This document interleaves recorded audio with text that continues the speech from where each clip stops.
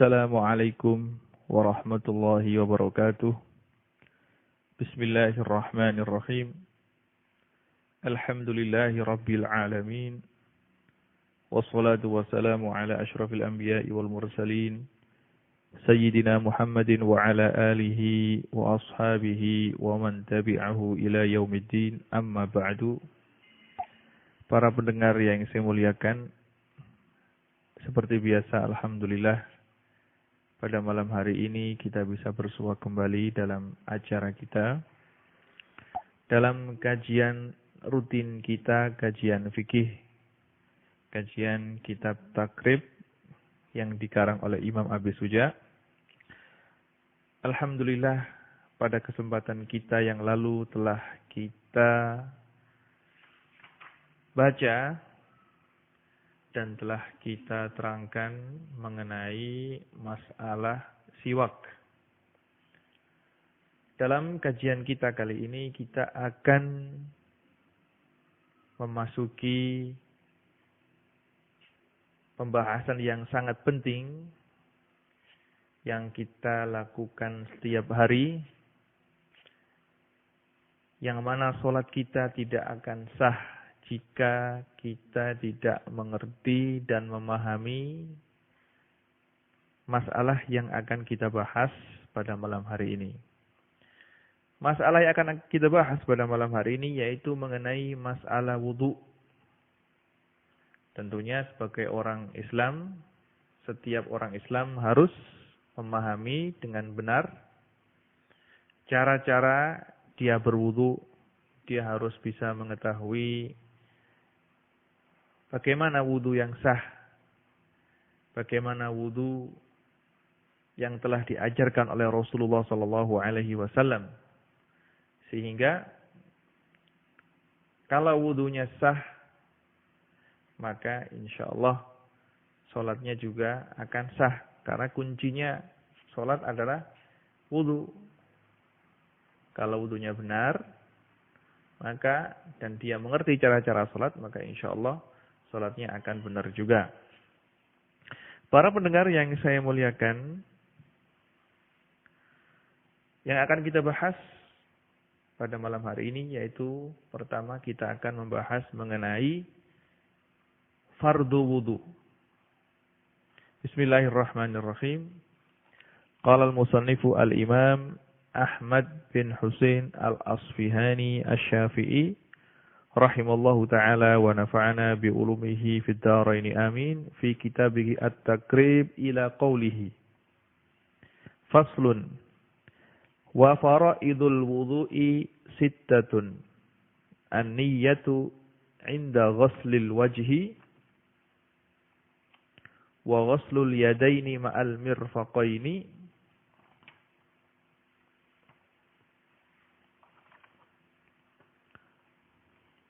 wa faraidul wudu'i sittatun an-niyyatu inda ghuslil wajhi wa ghuslul wajhi wa ghuslul yadaini ma'al mirfaqaini wa mashu ba'dir ra'si wal khamisu ghuslur rijlaini ma'al ka'baini wat tartibu ala ma dzakarnahu.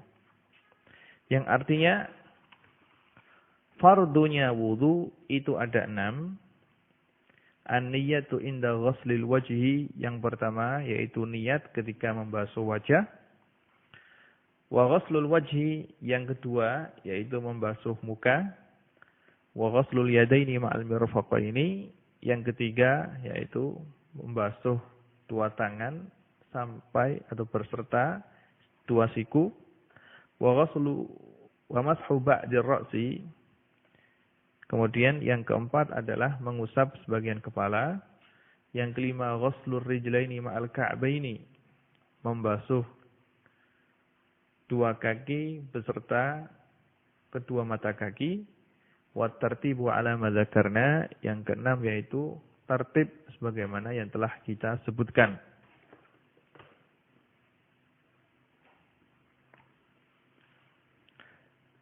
Sebelum kita membahas secara terperinci, perlu kita ketahui bahwasanya kalimat al-wudu Kalimat al-wudu menurut bahasa diambil dari kata-kata al-wadha'ah yang artinya adalah al-husnu, yaitu hal yang bagus dan yang menggembirakan. Ini adalah kalau kita lihat dari arti bahasa.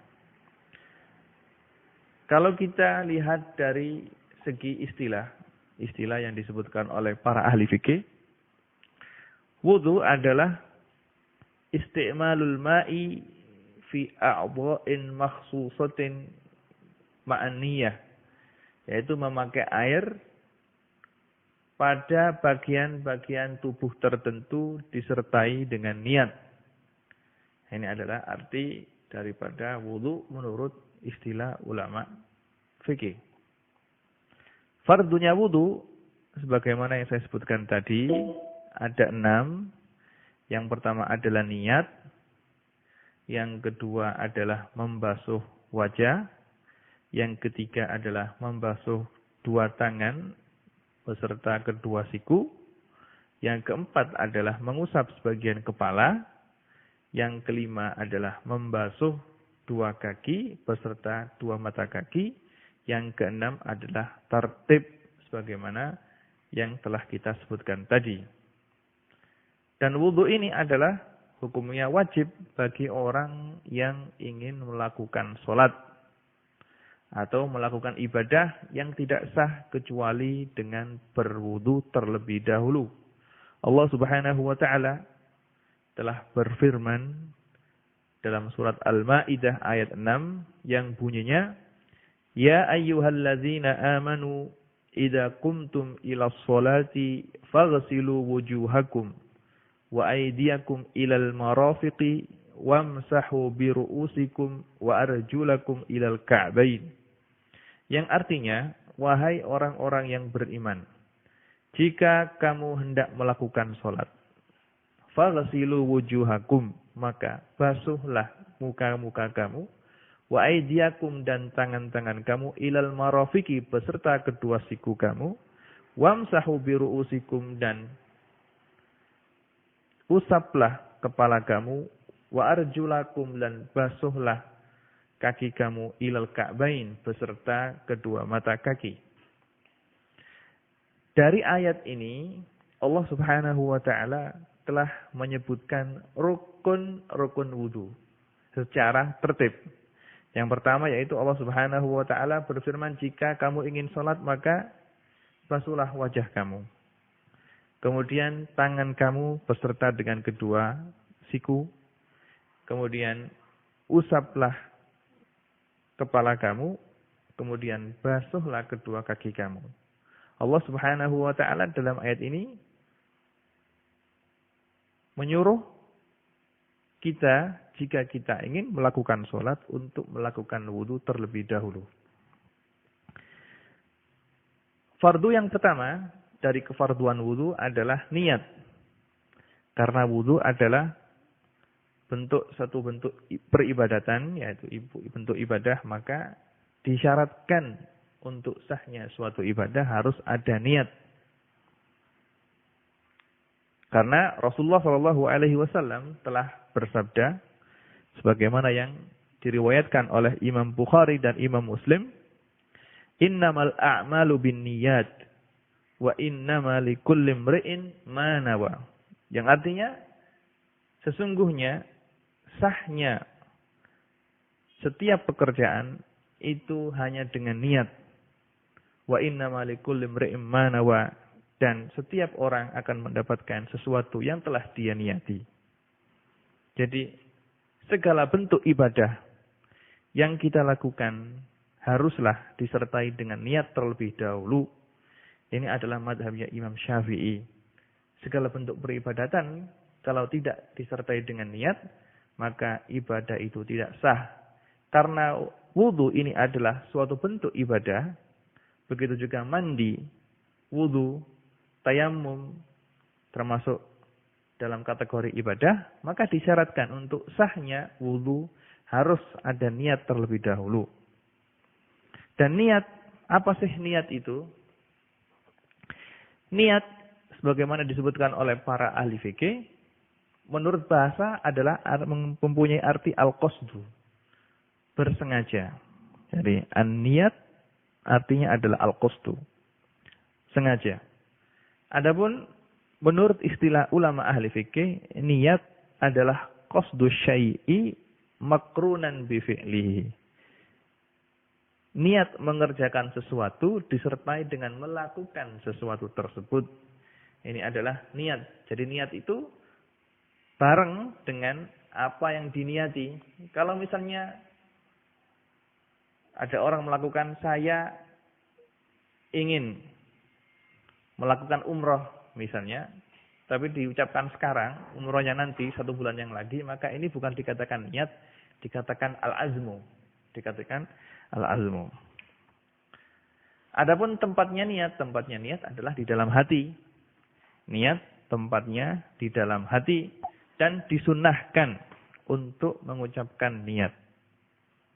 Jadi sunnah kalau wudu maka niatnya di dalam hati saja, tetapi sunnah untuk melafadzkan atau mengucapkan niat tersebut dengan lisan agar lisannya bisa membantu hatinya agar bertambah khusyuk dalam berwudu. Begitu juga dalam sholat.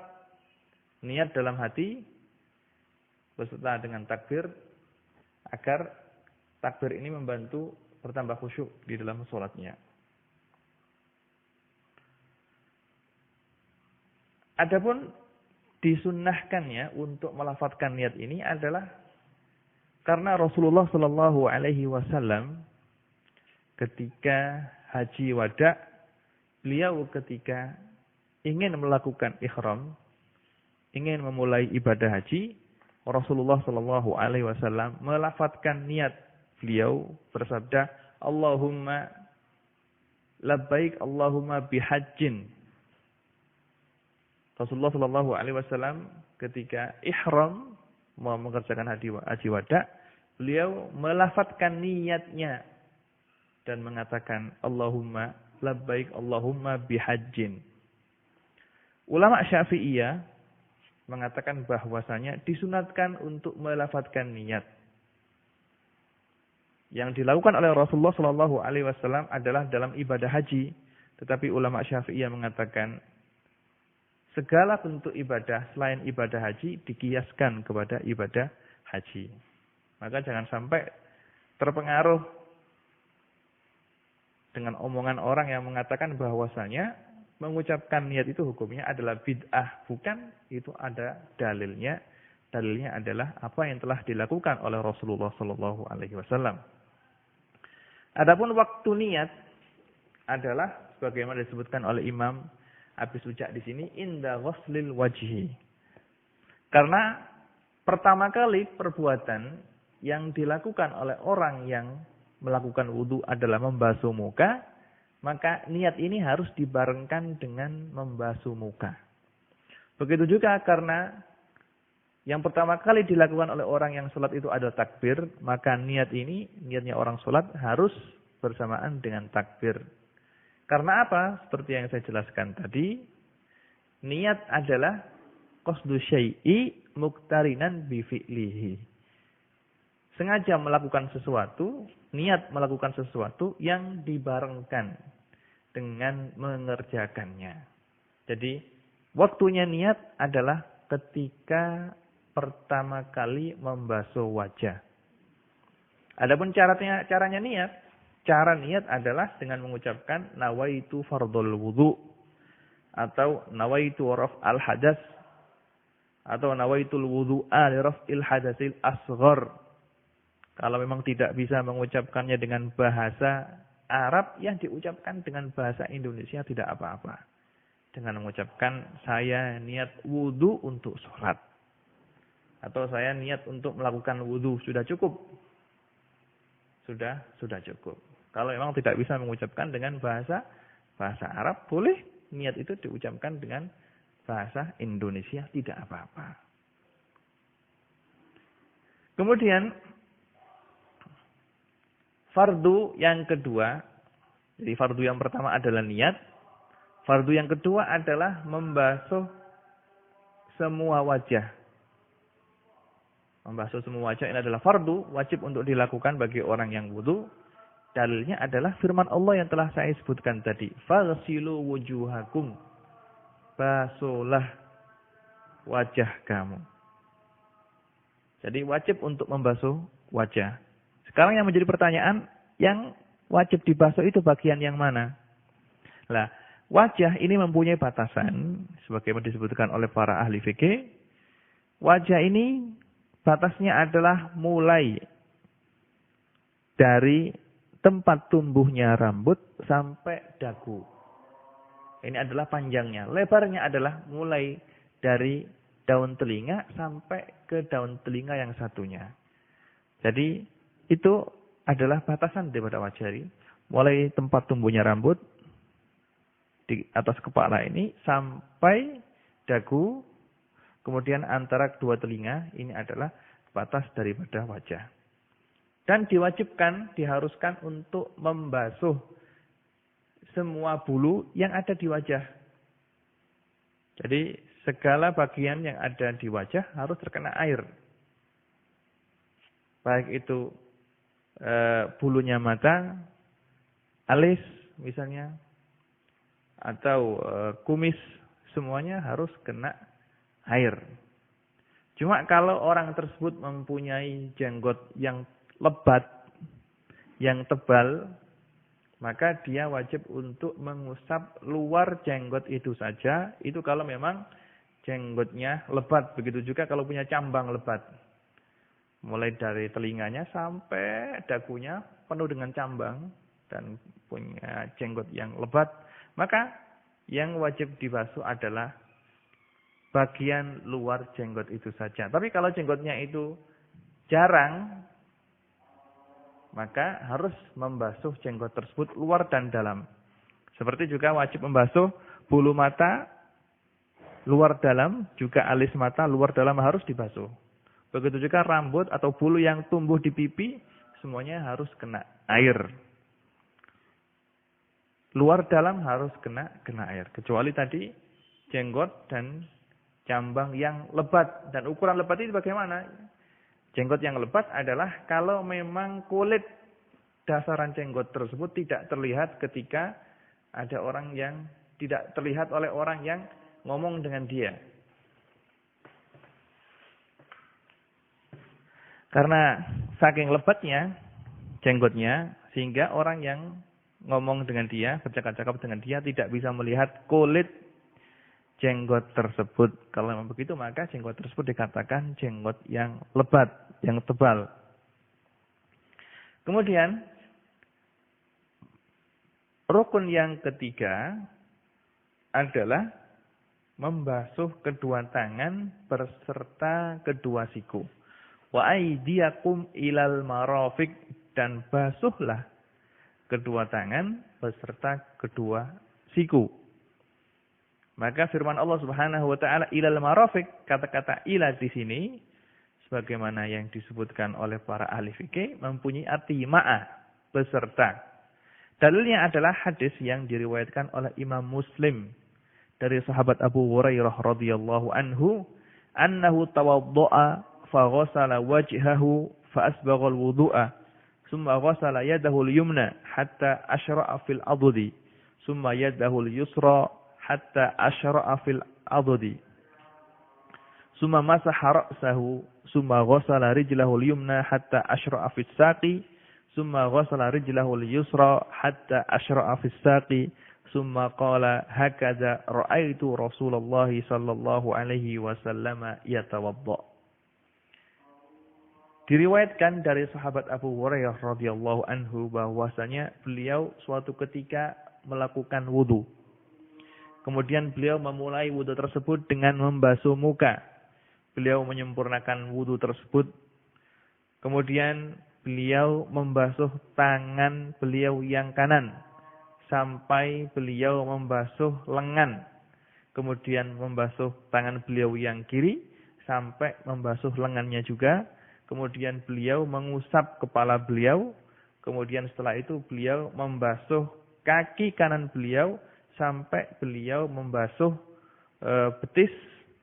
Kemudian beliau membasuh kaki beliau yang kiri sampai membasuh betis juga. Kemudian beliau berkata, "Hakadza ra'aitu Rasulullah sallallahu alaihi wasallam yatawadda." Beginilah saya melihat Rasulullah sallallahu alaihi wasallam melakukan wudu.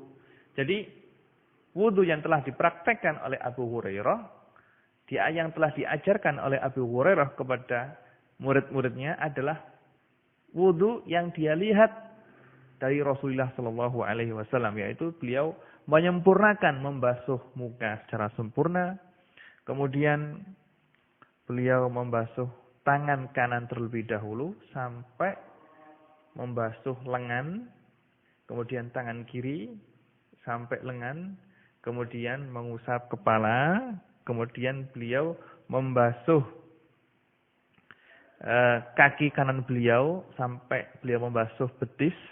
Kemudian membasuh kaki kiri sampai betis juga. Jadi dalam wudu ini Abu Hurairah mendahulukan anggota kanan daripada anggota kiri. Dan ini adalah wudu yang telah dilakukan oleh Rasulullah SAW. Dan wajib untuk membasuh semua bulu atau rambut yang ada di bagian wudu. Seperti yang saya kemukakan tadi, wajib membasuh bulu yang ada di muka. Begitu juga bulu yang ada di tangan, wajib untuk dibasuh. Jika kuku orang tersebut panjang dan di bawah kukunya itu banyak kotoran, tidak pernah dibersihkan, yang mana kotoran tersebut bisa mencegah masuknya air ke dalam kulit, atau dia memakai cincin yang sesak cincinnya, kekecilan, yang kalau dipakai cincin tersebut bisa menahan air tidak bisa masuk ke dalam bawahnya cincin tersebut, maka wudunya tidak sah. Itu semua adalah sebagaimana dalam sebuah hadis yang diriwayatkan oleh Imam Bukhari dan Imam Muslim dari sahabat Abdullah bin Amr radhiyallahu anhuma qala raja'na ma'a Rasulillah sallallahu alaihi wasallam min Makkah ila al-Madinati hatta idza kunna bima'in bit-tariq ta'ajjala qaumun indal asri fatawaddau wa hum ujalun fantahaina ilaihim wa aqabuhum taluhu lahum lam yamussuhal ma' faqala Rasulullah sallallahu alaihi wasallam wailun lil aqabi minan nar asbighul wudu'a. Diceritakan sebagaimana diriwayatkan oleh Imam Bukhari dan Imam Muslim dari sahabat Abdullah bin Amr radhiyallahu anhuma, bahwasanya beliau suatu ketika kembali dari perjalanan dari Mekah menuju Madinah. Ketika di perjalanan, rombongan menemukan air. Seperti kita ketahui bersama bahwasanya di Arab ini, di padang pasir ini jarang sekali ditemukan air. Apalagi zamannya Rasulullah Shallallahu Alaihi Wasallam, air itu sangat jarang. Maka ketika beliau kembali dari Mekah mau pulang ke Madinah, di tengah perjalanan rombongan tersebut menemukan air. Maka sebagian orang tergesa-gesa langsung menuju tempat air tersebut dan berwudu untuk melakukan sholat asar. Mereka tergesa-gesa wudunya, takut tidak kebagian air untuk wudu. Sehingga sampailah Rasulullah Shallallahu Alaihi Wasallam ke tempat itu juga. Dan ketika Rasulullah Shallallahu Alaihi Wasallam sampai di tempat itu, beliau melihat sebagian daripada kaki orang yang telah wudu di situ tidak terkena air. Dan Rasulullah Shallallahu Alaihi Wasallam melihat hal tersebut. Ketika melihat hal tersebut, Rasulullah Shallallahu Alaihi Wasallam bersabda, "Wailun lil aqabi minan nar, asbighul wudu'a." Celakalah bagi orang yang kakinya tidak terkena air ketika wudu. Celaka. Dia akan masuk neraka bagi orang yang kakinya ada bagian dari kakinya tidak kena air. Asbighul wudu'a. Sempurnakan wudu kamu sekalian. Ini berarti jangan sampai kita wudhu itu di sana ada bagian baik dari tangan kita atau dari wajah kita, dari kaki kita, ada yang tidak kena air. Semuanya wajib kena air. Jadi kalau misalnya di jari-jari tangannya atau jari-jari kakinya itu ada bulunya, bulu tersebut harus kena air. Juga misalnya kalau kukunya panjang, maka harus dipotong. Jangan sampai seperti orang-orang sekarang atau anak-anak mudi-mudi sekarang, mereka memelihara kuku, dibiarkan panjang. Itu tidak sesuai dengan sunnahnya Rasulullah SAW. Karena kuku ini sunat untuk dipotong. Sebagaimana yang disebutkan dalam hadis, banyak sekali hadisnya Sayyidina Aisyah yang diriwayatkan oleh Imam Bukhari dan Imam Muslim. Memotong kuku itu termasuk khisalul fitrah. Termasuk sesuatu yang disunatkan untuk dipotong. Jangan sampai kuku itu dibiarkan panjang. Ya, gunanya adalah nanti kalau kita wudhu itu biar mudah untuk dibasuh.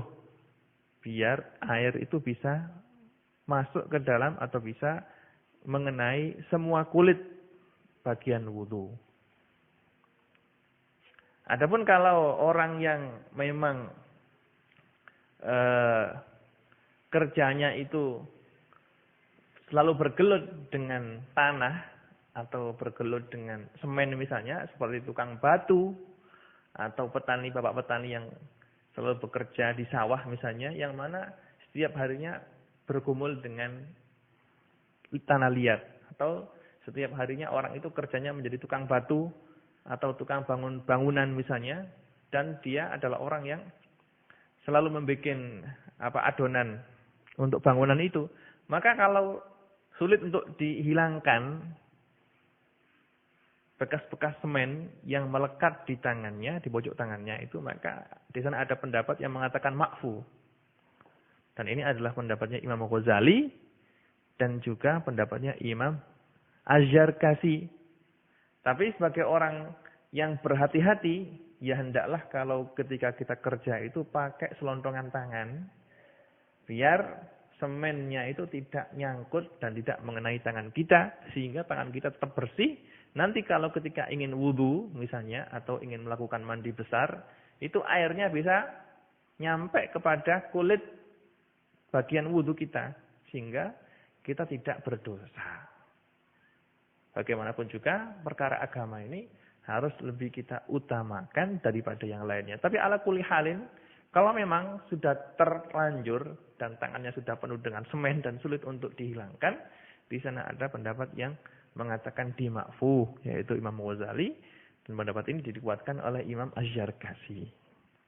Juga dalam hadis yang lain yang diriwayatkan oleh Imam Muslim, anna rajulan tawaddo'a fataraka mawdhi'a dhufrin ala qadamihi fa absarahu an-nabiy sallallahu alaihi wasallam faqala irji fa ahsin wudu'aka faraja'a summa shalla. Suatu ketika Rasulullah sallallahu alaihi wasallam melihat seorang sahabatnya melakukan wudu. Kemudian Rasulullah Shallallahu Alaihi Wasallam melihat bagian kuku dari laki-laki tersebut, kuku kaki dari laki-laki tersebut tidak terkena air. Kemudian Rasulullah Shallallahu Alaihi Wasallam menyuruh orang tersebut untuk mengulangi wudunya lagi. Beliau mengatakan, irji, kembali kamu berwudu. Fa ahsin wudu'aka, maka baguskanlah wudu kamu. Jadi kalau wudu, jangan sampai, yang pertama jangan sampai kita tergesa-gesa kalau wudu. Wudu itu juga suatu ibadah. Jadi kalau kita melakukan wudu, hendaklah kita melakukan dengan hikmat. Seperti kita melakukan sholat dengan tenang, maka kita juga harus melakukan wudu dengan tenang juga. Diceritakan bahwasanya Sayyidina Ali Zainul Abidin, ketika beliau mengambil air untuk wudu, wajah beliau berubah menjadi merah. Seakan-akan beliau orang yang sangat ketakutan. Ketika mengambil air wudu, beliau terus seperti itu keadaannya. Maka para murid beliau bertanya, wahai imam, kenapa kok kita selalu melihat antum seperti orang yang sangat takut sekali kalau mengambil air untuk wudu? Ketika ditanya seperti ini, Imam Ali Zainal Abidin mengatakan, saya sangat takut sekali ketika melakukan wudu. Kenapa? Karena ketika saya ngambil air untuk wudu, saya ingat, saya wudu ini berarti saya akan menghadap kepada Allah Subhanahu wa taala. Menghadap zat yang telah menciptakan saya dan telah memberi saya kehidupan serta memberi saya rezeki.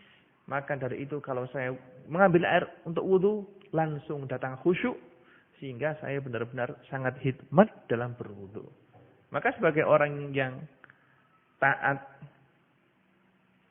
untuk beribadah, maka jangan sampai kita itu wudu dengan tergesa-gesa. Karena Rasulullah Shallallahu Alaihi Wasallam memerintahkan umatnya untuk memperbaiki wudunya. Ahsin wudu'aka. Maka kalau kita berwudu benar-benar harus kita lakukan dengan sempurna, dengan setenang mungkin, jangan sampai kita lakukan dengan tergesa-gesa. Kalau misalnya tidak ingin tergesa-gesa, misalnya datang ke masjid, terus jamaah sudah dimulai misalnya, terus tergesa-gesa. Kalau tidak mau begitu, ya datanglah ke masjid sebelum qomat, biar di sana ada kesempatan untuk wudu terlebih dahulu. Kemudian ketika membasuh muka, perlu diperhatikan, ketika membasuh muka wajib untuk membasuh sebagian daripada kepala. Karena para ahli fikih mengatakan ma la yatimul wajibu illa bihi fahuwa wajib. Karena kita tidak bisa yakin bahwasanya kita telah membasuh muka secara rata kecuali kalau kita membasuh sebagian daripada kepala. Begitu juga kita tidak bisa yakin kita telah membasuh semua tangan kecuali kita membasuh sebagian daripada lengan. Begitu juga kita tidak bisa yakin kalau kita sudah membasuh kaki dengan rata, kecuali kalau kita membasuh sebagian daripada betis kita. Itu adalah termasuk dalam kategori ma la yatimul wajibu illa bihi fahuwa wajibun. Kaidah yang disebutkan oleh para ahli fikih. Kemudian fardu yang keempat adalah mashu ba'dir ra'si, mengusap sebagian kepala. Yang diusap ini baik kulit kepala atau rambut kepala. Meskipun satu helai rambut saja cukup, tapi dengan satu syarat, rambut yang diusap adalah rambut yang tidak keluar dari batas kepala. Kalau rambut yang diusap itu sudah keluar, bagian yang keluar dari batas kepala itu yang kita usap, maka wudunya tidak sah. Seperti rambutnya seorang wanita, punya rambut panjang misalnya, kalau ditarik ke bawah, maka keluar dari batas kepala.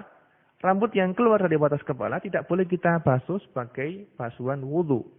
Maka yang kita basuh adalah pangkal rambut atau rambut yang masih ada dalam batas kepala atau kulit kepala yang kita basuh.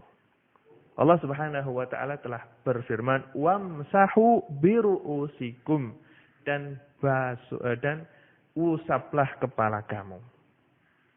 Imam Muslim telah meriwayatkan sebuah hadis yang dari seorang sahabat Mughirah bin Syu'bah radhiyallahu anhu, anna Rasulullah sallallahu alaihi wasallam tawaddaa wa masaha binasiyatihi wa ala imamatihi. Sahabat Mughirah bin Syu'bah telah melihat Rasulullah sallallahu alaihi wasallam dalam keadaan berwudu. Beliau melihat bahwasanya Rasulullah sallallahu alaihi wasallam ketika berwudu beliau mengusap bagian kepala beliau yang depan, kemudian mengusap ke imamah semuanya. Kalau seandainya dia tidak mengusap kepalanya tapi membasuh atau menceburkan diri ke dalam air, tidak diusap tapi dibasuh kepalanya, mengambil mangkok misalnya, ngambil air, terus airnya dikucurkan ke kepala. Ini juga boleh, tapi yang afdal adalah dengan mengusap, maaf ya. Yang afdal adalah mengusap, meskipun membasuh itu boleh, tapi yang afdal adalah mengusap kepalanya. Yang kelima dari fardu wudu ini adalah membasuh kedua kaki beserta dua mata kaki. Karena Allah Subhanahu wa taala telah berfirman, "Wa arjulakum ilal ka'bain," dan basuhlah kaki kamu beserta kedua mata kaki. Ka'bain di sini adalah dua tulang yang mencokol ya di kaki ini. Ini namanya mata kaki. Mata kaki ini harus dibasuh semuanya dan wajib membasuh sebagian daripada betis sehingga kita bisa yakin bahwasanya kita telah membasuh semua kaki dengan mata kaki. Juga seperti dalam hadisnya Abi Hurairah radhiyallahu anhu yang telah saya sebutkan tadi, beliau mengatakan hatta asyra'a fis saq, sehingga beliau membasuh sebagian daripada betis beliau. Dan perlu diingat, seperti kita membasuh kedua tangan dengan rata, kita juga harus membasuh kedua kaki dengan rata pula. Jangan sampai ada sebagian dari bagian kaki yang tidak terbasuh.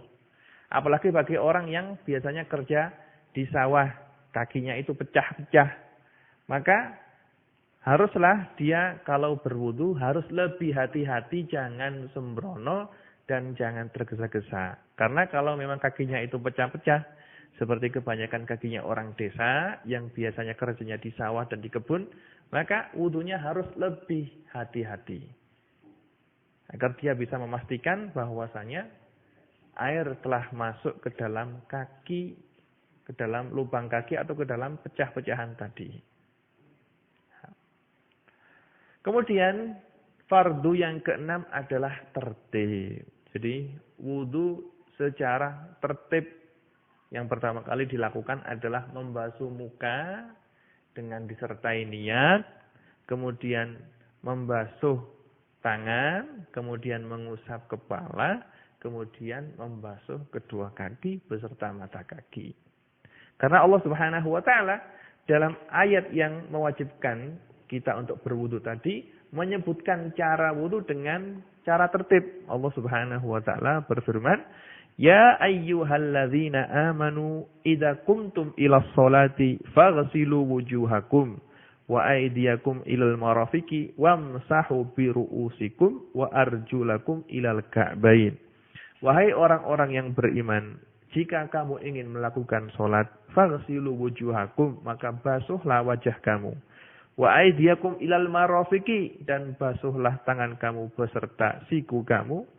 Wamsahu bi ru'usikum, dan usaplah kepala kamu. Wa arjulakum, dan basuhlah kaki kamu ilal ka'bain beserta kedua mata kaki. Allah Subhanahu wa taala menyebutkan pekerjaan wudu ini secara tertib, maka kita harus mengerjakan wudu dengan tertib juga. Jangan sampai kita mendahulukan membasuh kedua tangan sebelum kita membasuh muka. Ini tidak boleh. Karena semua hadis yang menerangkan masalah wudu ini, semua cara-cara wudu yang diterangkan oleh hadis-hadis dari Rasulullah SAW menyebutkan bahwasanya Rasulullah SAW melakukan wudu dengan cara tertib tadi. Tidak pernah dan tidak ada sebuah hadis pun yang menerangkan bahwasanya Rasulullah memulai membasuh kedua tangan sebelum membasuh muka.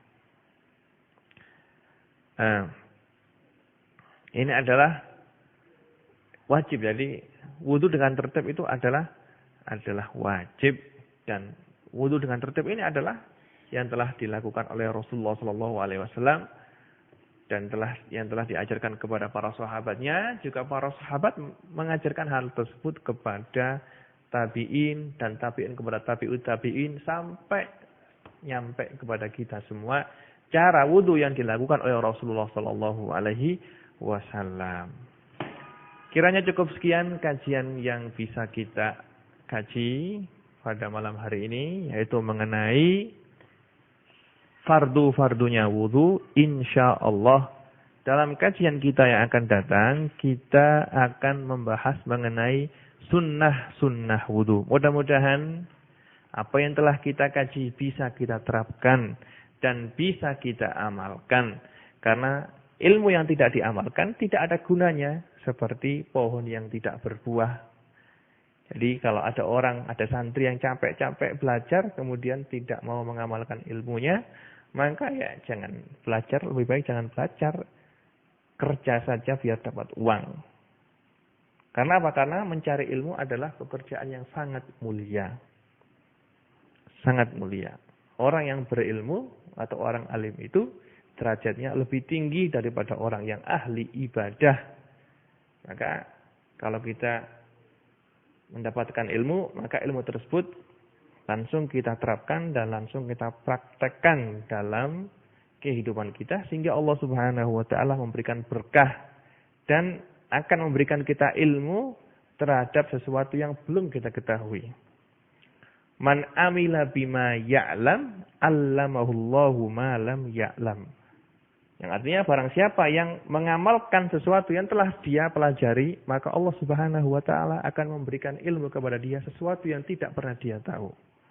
Nasallallahu subhanahu wa ta'ala ayaj'ala ilmana hujjatan lana la hujjatan alaina wa yaj'ala darsana darsan mubarakan wa yuwaffiqana lima yuhibbuhu wa yarda wa sallallahu ala sayyidina Muhammadin wa ala alihi wa sahbihi wa sallam. Subhana rabbika rabbil izzati amma yasifun wa salamun al mursalin walhamdulillahi rabbil alamin. Wassalamu alaikum warahmatullahi wabarakatuh.